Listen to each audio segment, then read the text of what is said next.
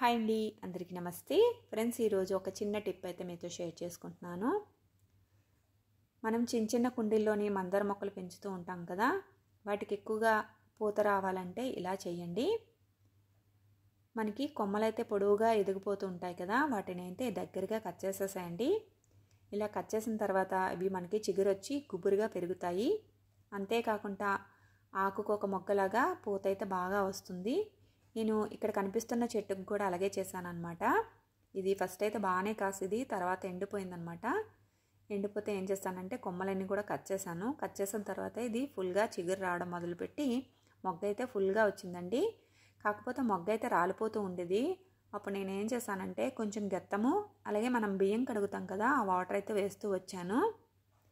అంతేకాకుండా మనకి చీడ పడుతూ ఉంటుంది కదా, మందార మొక్కలకి ఎక్కువగా చీడ పడుతుంది. అలాంటప్పుడు మనం వేపాకులు ఉంటాయి కదా, వేపాకులు అలాగే కొద్దిగా పసుపు కొమ్ము ఉంటుంది, ఆ రెండు మెత్తగా పేస్ట్ చేసేసి అది వాటర్లో కలుపుకొని దాన్ని అయితే మొక్కంతా కూడా జల్లుకున్నాను అనమాట. ఇలా చేసిన తర్వాత పూత రావడం ఆగిపోయి పువ్వులైతే కాయడం మొదలుపెట్టిందండి. చూసారా, చిన్న చెట్టుకే మనకి ఎక్కువగా పువ్వులు కాసాయి కదా, అలా చేయండి సరిపోతుంది.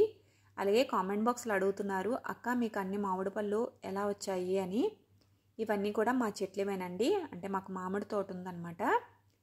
నేను మామిడి తోట వీడియో అయితే పెట్టాను, చూడలేని వాళ్ళు ఉంటే ఒకసారి చెక్ చేసి చూడండి, పాత వీడియోస్లో ఉంటుంది.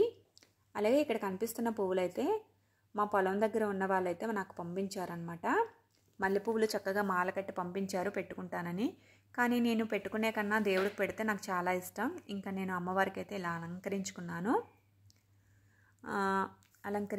అలాగే ఈరోజు మాకు కాసిన పువ్వులు, వాళ్ళు పంపించిన పువ్వులు ఎక్కువగానే అనిపించాయి అన్నమాట. వీటన్నింటినీ కూడా దేవుడికి అలంకరించుకొని ఈరోజు నాకు ప్రశాంతంగా అయితే పూజ అయితే చేసుకున్నాను. మనం పువ్వులు ఎక్కువగా పెట్టుకొని పూజ చేస్తే ఆ రోజు చాలా ప్రశాంతంగా అనిపిస్తుంది కదా, దేవుడి గది కూడా నిండుగా కనిపిస్తుంది. నేనైతే ఈ విధంగా పూజ అయితే చేసుకున్నాను ఫ్రెండ్స్. ఈ వీడియో కానీ మీకు నచ్చితే like and share. Thank you for watching.